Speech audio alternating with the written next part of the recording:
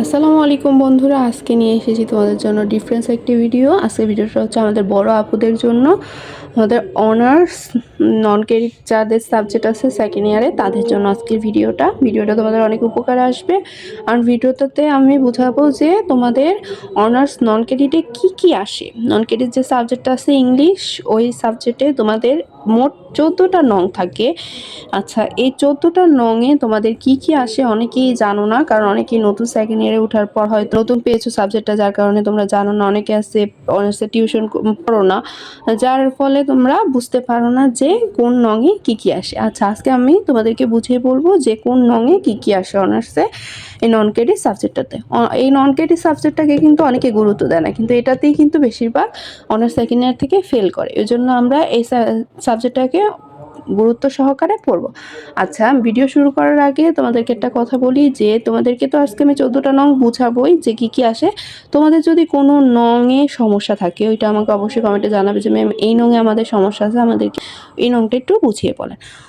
ওকে, আর বেশি কথা বলবো না, তোমাদের জন্য শুরু করছি আমি ভিডিওটা। আবারও বলে দিচ্ছি, ভিডিওটা অনার্স সেকেন্ড ইয়ারের জন্য। এছাড়া ডিগ্রি যারা সেকেন্ড ইয়ারে পড়ো তারাও পড়তে পারো, দেখতে পারো ভিডিওটা। ওকে, তোমাদের অনেক উপকারে আসবে। আচ্ছা, আমি শুরু করছি।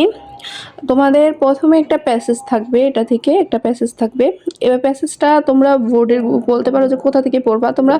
এই বিশেষ করে অনার্স নন ক্রেডিটে যারা আছো তারা নবদূত গাইডটা কিনবে। হ্যাঁ, ওই গাইডটাতে অনেক ভালো থাকে, সুন্দর করে অর্থসহ দেওয়া থাকে সবগুলো জিনিসে। তোমরা এই গাইডটা কিনবে।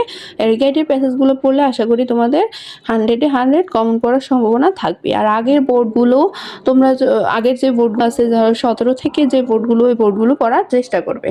আচ্ছা, এখানে প্রথমে একটা প্যাসেজ থাকবে, প্যাসেজের অর্থ দেওয়া থাকবে নিচে, প্যাসেজটা ভালো করে অর্থসহ পড়বে। তারপর প্যাসেজ থেকে তোমাদের যে প্রশ্নটা থাকবে এক নংয়ে থাকবে ABCD 4টা ধাপ। ABCD 4টা ধাপ থাকবে তোমাদের। এই 4টা ধাপ থেকে 4টা ধাপই তোমাদের দিতে হবে। আচ্ছা, এই 4টা ধাপে তোমাদের কি থাকবে? এতে থাকবে হচ্ছে 3টা কোশ্চেন। এই 3টা কোশ্চেন এই প্যাসেজ থেকে থাকবে। যাদের প্যাসেজ থেকে কোশ্চেন লেখার অভ্যাস আছে তারা পারবে, আর যারা পারো না তারা অবশ্যই জানাবে, তোমাদের আমি শিখিয়ে দিব কিভাবে প্যাসেজ থেকে তোমরা কোশ্চেনের অ্যান্সারগুলো সুন্দর করে লিখতে পারবে। আচ্ছা, তারপর বিতে থাকবে হচ্ছে মেইন আইডিয়া আর হচ্ছে সাপোর্টিং আইডিয়া।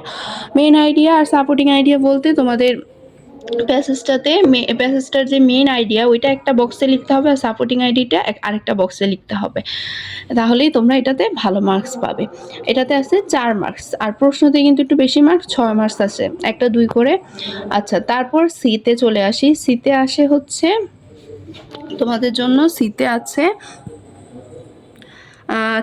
সিতে আছে হচ্ছে দেখো, write down the meaning of the following words. অর্থাৎ এই যে ওয়ার্ডসগুলো, এই ওয়ার্ডসগুলোর তোমাদের যে কি বুঝাইছে এই ওয়ার্ডসগুলো ধারা, মানে শব্দের অর্থ লিখতে হবে। তারপর ওয়ার্ডসগুলো দিয়ে মেক সেন্টেন্স করতে হবে, বাক্য তৈরি করতে হবে।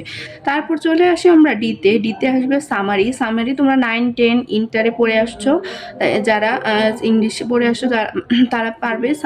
সামারিটা থাকবে হচ্ছে এই প্যাসেজ থেকে তোমরা সংক্ষেপে আকারে প্যাসেজটাতে কি বলেছে সেটাই সামারিতে লিখবে। তারপর চলে আসি 2 নংয়ে থাকবে কারেক্ট দ্য ফলোয়িং সেন্টেন্স, মানে এই বাক্যগুলো তোমাদের জন্য ভুল দেওয়া আছে, বুঝছো? এই বাক্যগুলোকে তোমরা সঠিক করে লিখবে। কোনটা কিভাবে, কোনটাতে ভার্বের সমস্যা থাকবে, কোনটাতে সাবজেক্টে, কোনটাতে মানে কোনো না কোনো ক্ষেত্রে সমস্যা থাকবে, ওগুলো তোমরা ঠিক করে লিখবে, যে কোনো 5টাই, যে এনি 5। আচ্ছা, তারপর 3 নংয়ে চলে আসি। 3 নংয়ে তোমাদের জন্য 2টা অপশন আছে। একটাতে আছে হচ্ছে অ্যাডভার্টাইজমেন্ট, আর একটাতে আছে পোস্টার। তোমরা যে কোনো একটা দিতে পারবে, যেটা তোমাদের জন্য সুবিধা হবে ওইটাই দিবে। আমি আশা করি পোস্টারটা তোমাদের জন্য বেশি সহজ হবে। তাও যদি তোমরা অ্যাডভার্টাইজমেন্ট দিতে পারো, মানে যেটা তোমাদের কমন পড়ে ওইটাই দিতে পারো। আচ্ছা, তারপর 4 নংয়ে চলে আসি। 4 নংয়ে আসে প্যারাগ্রাফ আসে 3টা থেকে তুমি যে কোনো একটা প্যারাগ্রাফ দিবে।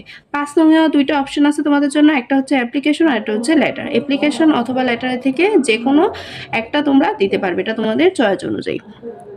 ওকে, তারপর আমরা চলে আসি পরে 6 নংয়ে তোমাদের জন্য আছে 6 নংয়ে তোমাদের জন্য আছে হচ্ছে এসে মানে হচ্ছে কম্পোজিশন। এটা একটু বড় করে লিখতে হয়, যেহেতু এটা 15 মার্কস আছে, এটা কোনোভাবে মিস করা যাবে না। এসে থাকবে 3টা, তোমাদের 3টা থেকে যে কোনো একটা দিতে হবে। তারপর 7 নংয়ে আসবে রিঅ্যারেঞ্জ। এখানে যে কোনো 5টা রিঅ্যারেঞ্জ তোমরা দিবে। 5টা মানে এগুলো মানে ওই যে আমরা যে 9-10-এ ইন্টারে পড়ে আসছি যে বাক্যগুলো সবগুলোকে ভাঁজ করে তারপর গুছিয়ে তারপর লিখতে, ওইটা না। এটা হচ্ছে একটা সেন্টেন্সের মধ্যে এলোমেলো দিয়ে দেবে, তোমরা ওগুলোকে ঠিক করে ভার্ব সাবজেক্ট অবজেক্ট ঠিক করে লিখতে হবে। তারপরে চলে আসো 8 নং-এ। 8 নং-এ আসবে ডাব্লিউএস কোশ্চেন। ডাব্লিউএস কোশ্চেন হচ্ছে প্রশ্ন তৈরি, যে কোনো 5টা তোমরা এখান থেকে উত্তর দেওয়া আছে প্রশ্ন তৈরি করবে। 9 নং-এ আসে আর্টিকেল। আর্টিকেলটা অনেক সোজা, 5টা করতে পারলে 5-এ 5 পাবা। 10 নং-এ আসে হচ্ছে রাইট ফর্ম অফ ভার্ব, যে কোনো 5টা। পাঞ্চুয়েশন 11 নং-এ আসে হচ্ছে পাঞ্চুয়েশন মার্ক বা ক্যাপিটালাইজেশন, অর্থাৎ তোমরা এখানে কমাদারি দিবে, পাশাপাশি যেগুলো বড় হাতে লিখতে হবে ওগুলো বড় হাতে লিখবে। তারপরে 12 নং-এ আসে হচ্ছে চেঞ্জ দ্য ফলোইং ওয়ার্ডস। এই ওয়ার্ডস কয়েকটা ওয়ার্ডস দিয়ে দিবে, এখান থেকে যে কোনো 5টা ওয়ার্ডসের নাউন করবে, ভার্ব করতে দিবে, সামনে ব্র্যাকেটের মধ্যে লিখে দিবে যে কোনটা করতে হবে তোমাকে, ওই অনুযায়ী ওটাকে পরিবর্তন করে তারপর ওটা দিয়ে মিক্স সেন্টেন্স করবে, বাক্য তৈরি করবে আর কি। 13 নং-এ আসে হচ্ছে অ্যান্টোনিম সিনোনিম। যেটার সামনে অ্যান্টোনিম লেখা আছে ওইটা বিপরীত শব্দ লিখতে হবে, যেটার সামনে সিনোনিম লেখা আছে ওইটা হচ্ছে তোমাকে সমার্থক শব্দ লিখতে হবে। আর এক্ষেত্রে যে কোনো 5টা করবে এবং ওই যেটা করবে ওইটার সামনে দিয়ে মেক সেন্টেন্সও করতে হবে পাশাপাশি। 14 নং-এ আসে হচ্ছে ট্রান্সলেশন, অর্থাৎ বাংলা দেওয়া থাকবে ইংরেজিতে ট্রান্সলেশন করতে হবে। আশা করি তোমরা বুঝতে পেরেছো। তোমাদের কোনো কোশ্চেন থাকলে অবশ্যই আমাকে জানাবে। ভালো থেকো, আসসালামু আলাইকুম।